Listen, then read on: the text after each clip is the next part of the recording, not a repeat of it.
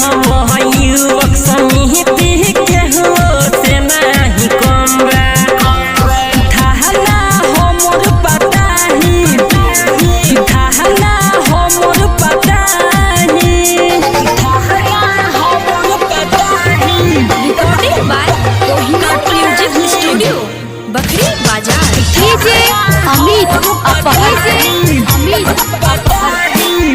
जब जाला सावने माथे बांध लेला पगड़ी देखो गेरुए कलर में बम रंग जाला सगरी रंग जाला सगरी कि जब चढ़ जाला